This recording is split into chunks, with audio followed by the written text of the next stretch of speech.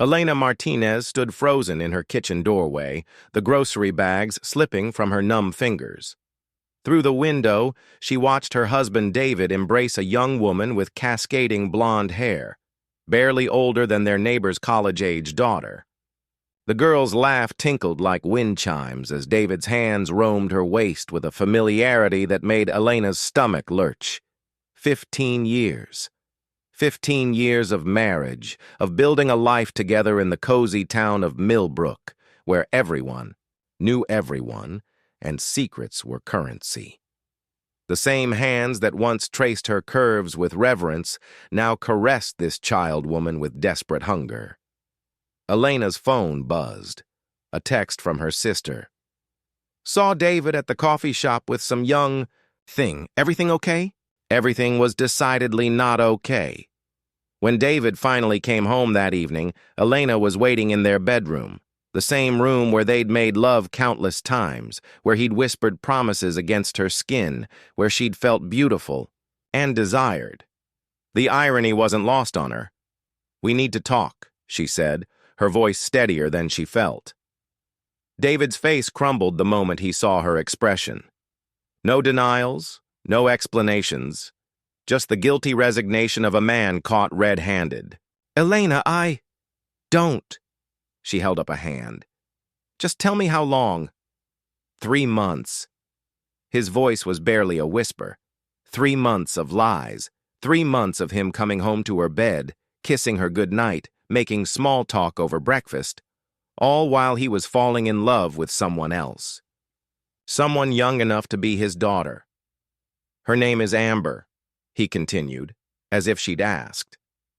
"She works at the marketing firm downtown. She makes me feel alive again." The words hit like physical blows. Alive. As if their 15 years together had been some kind of death sentence. As if the woman who'd stood by him through his father's funeral, his business struggles, his moments of doubt and fear, had somehow been draining the life from him. "I remember when you made me feel alive," Elena said quietly, sinking onto their bed. She thought of their early days, stolen kisses in the rain, weekend mornings spent tangled in sheets, the way he'd look at her like she was the only woman in the world. "Do you remember our first night together? You said I was the most beautiful woman you'd ever seen." David's eyes filled with tears, but Elena felt nothing but numbness spreading through her chest. "You were. You are. Elena, this isn't about you. Of course it's about me." She stood, straightening her shoulders. "It's about how you decided I wasn't enough anymore. How you chose to betray everything we built together for someone who wasn't even born when we graduated high school." The next morning, half the town seemed to know. Millbrook's gossip network rivaled the Associated Press for speed and efficiency. Elena felt their stares at the grocery store, heard the whispered conversations that died when she approached. She'd become that woman, the abandoned wife, the cautionary tale, the object of pity and secret relief that it hadn't happened to them. By evening, as Elena sat alone in their suddenly too quiet house, she realized the worst part wasn't the betrayal itself. It was the quiet voice in her head, wondering if David was right, if somewhere along the way she'd stopped being the vibrant woman he'd fallen in love with and become just another piece of furniture in their life together. 6 weeks after David moved out, Elena had perfected the art of appearing fine. She smiled at customers in the bookstore where she worked, made appropriate small talk about the weather, and pretended not to notice when conversations stopped abruptly upon her arrival. The divorce papers sat on her kitchen counter like accusatory ghosts. David wanted to split everything 50-50, which felt like a cruel joke. How do you split 15 years of memories? How do you divide the ghost of who you used to be? Her friend Jessica had stopped calling after choosing Team David in their social circle's unspoken draft.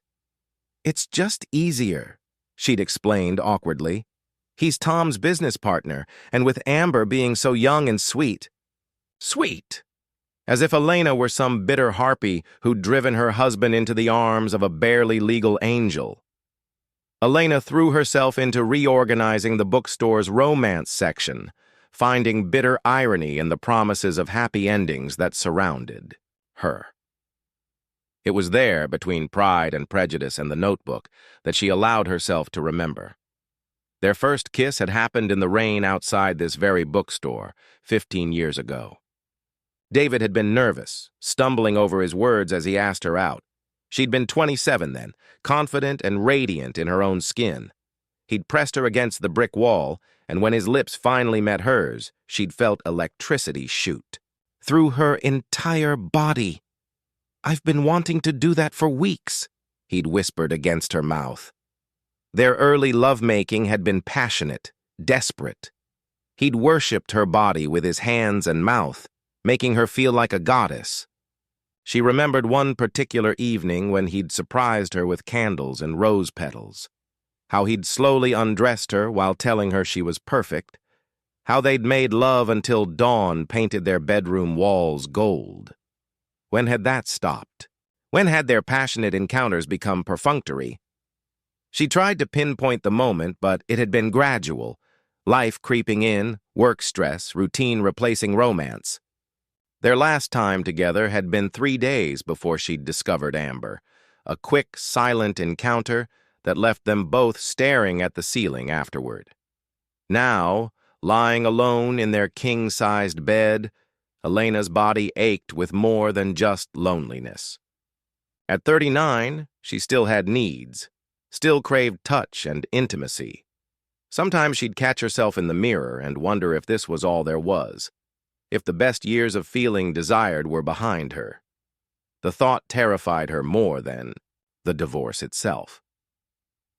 On a particularly difficult evening, Elena found herself driving past the coffee shop where David and Amber had their regular dates. Through the window, she saw them sharing a piece of cake, Amber's hand resting on David's thigh. The intimacy of the gesture, so casual, so natural, made Elena's chest tighten. She drove home and ran a bath, trying to wash away the image of her replacement. But as she sank into the warm water, her treacherous mind wondered, would anyone ever look at her like that again? James Blackwood had been frequenting Page & Pro's bookstore for 3 weeks before Elena truly noticed him. Not because he wasn't noticeable. The man was devastatingly handsome in a rugged intellectual way that reminded her of those brooding heroes from the romance novels she sold. But Elena had become expert at keeping her head down, avoiding eye contact that might invite conversation, or, worse, pity. It was a rainy Thursday when he approached her counter with a worn copy of 100 Years of Solitude, and a gentle smile that made her stomach flutter in a way she'd forgotten was possible. "Magical realism," he said, his voice carrying a slight southern drawl. "Perfect for a day like this, don't you think?" Elena looked up, really looked at him for the first time. Dark hair touched with silver at the temples, laugh lines around. Kind brown eyes, strong hands that moved expressively as he spoke.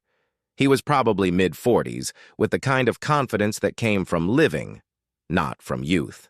"You're not from Millbrook?" she observed, her professional smile softening into something more genuine.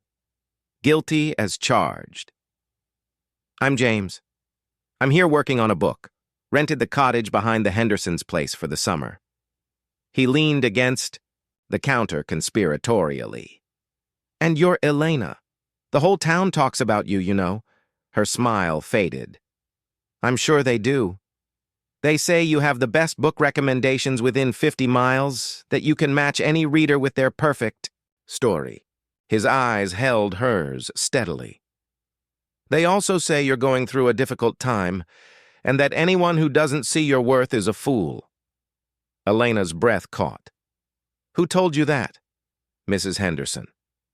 She also mentioned you might enjoy some adult conversation that doesn't involve small-town gossip." Over the following weeks, James became a regular fixture in the bookstore. He'd arrive in the afternoons, usually carrying coffee for both of them, and they'd discuss literature, life, and dreams deferred. He was a travel writer, working on a book about small towns across America, and his stories of distant places made Elena feel like the world was bigger than Millbrook's suffocating boundaries. "Have you ever been to Paris?" he asked one evening, as they closed the shop together. "David and I were supposed to go for our 10th anniversary," Elena admitted, locking the door behind them. "But business was slow and we postponed it. Then life happened." "Life has a way of doing that." James's hand brushed hers as he took her keys to help with the heavy lock. The simple touch sent warmth shooting up her arm.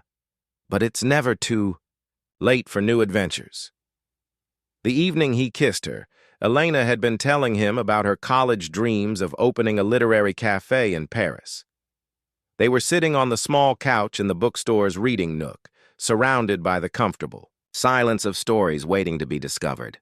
"You light up when you talk about your dreams," James said softly, his hand coming up to cup her cheek. "You're so beautiful, Elena." When his lips met hers, it was nothing like the desperate passion she'd shared with David in their youth, but something deeper, reverent, patient, full of promise. Elena melted into the kiss, her body awakening after months of numbness. "I should tell you," she whispered against his mouth, "I'm technically still married." "I know," he murmured, pressing gentle kisses along her jaw. "And I should tell you that I'm falling for you anyway."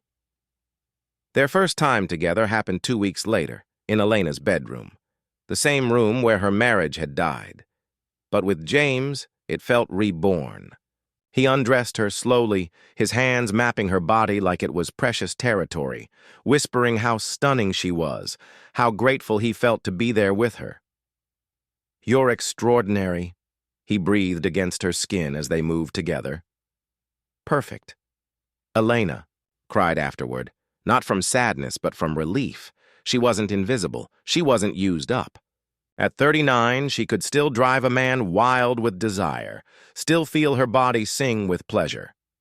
As James held her, tracing lazy patterns on her bare shoulder, Elena realized something had shifted. For the first time since David left, she wasn't looking backward. She was looking forward toward a future that suddenly seemed full of possibilities. Elena hadn't planned to attend David's 40th birthday party. The invitation from his sister Rebecca had been awkward, a phone call filled with uncomfortable pauses and careful words about family and tradition. But James had encouraged her to go. "Face it head on," he'd said, kissing her forehead. "Show them who you really are." The Williams family farm buzzed with conversation and laughter, the same gathering Elena had attended for 15 years. Children ran between tables while adults clustered around the bar, their voices carrying across the evening air. Elena wore a flowing navy dress that James had complimented, saying it made her eyes look like storm clouds in the best possible way. She felt their stares the moment she arrived, some pitying, others curious, a few openly hostile.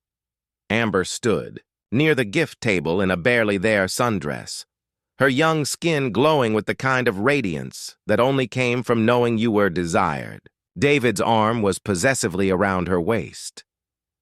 "Elena!" Margaret Williams, David's mother, approached with tears in her eyes. "Oh, sweetheart, I'm so glad you came." The embrace was fierce, unexpected. Margaret had always liked Elena, but she'd assumed loyalty to blood would win out over affection for an ex-daughter-in-law. "How are you holding up, dear?"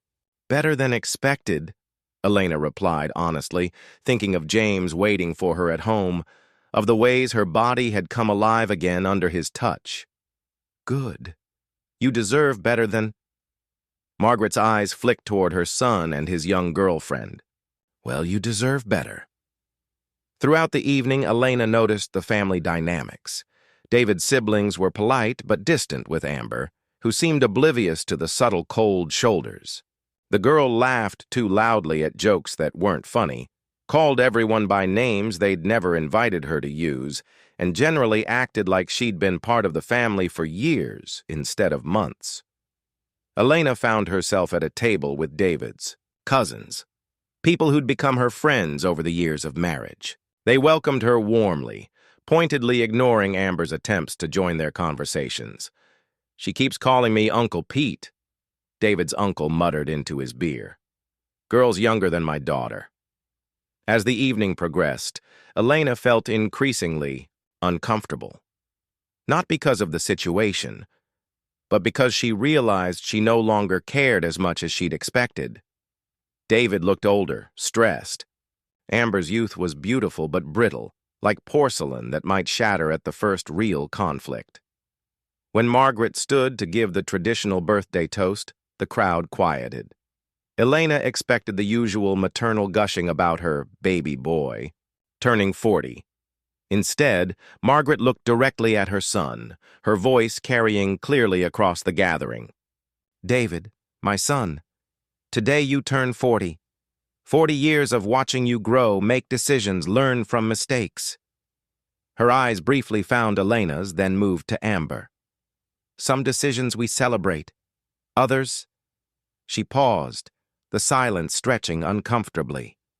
"Others make us realize that some people throw away diamonds for pebbles." The crowd fell silent.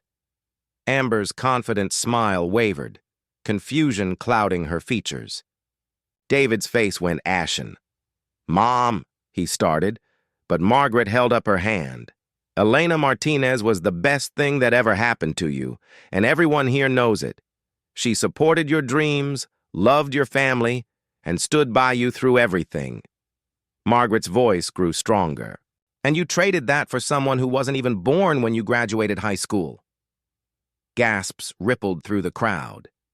Amber's face crumpled, and she rushed toward the house. David followed, his birthday celebration forgotten. Margaret sat down, heavily, her hands shaking. Elena moved to her side, wrapping her arms around the older woman. "Thank you," Elena whispered. "I needed to say it," Margaret replied. "For you, for me, for the grandbabies you two should have given me instead of this child he's infatuated with." As the party dissolved into awkward small groups, Elena realized something profound. She had allies she'd never expected. More importantly, she had her dignity intact and a future with James that suddenly looked even brighter. When David approached her later, shame written across his features, Elena felt nothing but pity. "Elena, I'm sorry. Mom was out of line." "No," Elena said quietly. "She wasn't. But David, it doesn't matter anymore. I've moved on." The truth of those words surprised even her. She really had moved on, and it felt like freedom. 3 months after the birthday party disaster, Elena stood in her newly redecorated living room, watching James arrange his books alongside hers on the shelves they'd built together. The house that had once felt like a mausoleum of her failed marriage now hummed with new energy, new love, new possibilities. "Your mother called," James said, turning to wrap his arms around her waist. "She wants to know if we're still coming for Christmas." Elena melted into his embrace, marveling at how right it felt. At 40, she'd discovered that real love wasn't the desperate passion of youth. It was this steady, soul-deep connection that made every day brighter. "Are we?" she asked, turning in his arms to face him. "That depends." His hands traced her sides, sending familiar shivers through her body. "Can you handle your mother asking when we're getting married for the 100th time? Can you handle—" "My father threatening to castrate you if you hurt me?" James laughed, the sound rumbling through his chest. "I think I can manage. Besides, I'm pretty sure your father likes me better than David ever did." It was true. Her family had embraced James completely, relieved to see Elena happy again.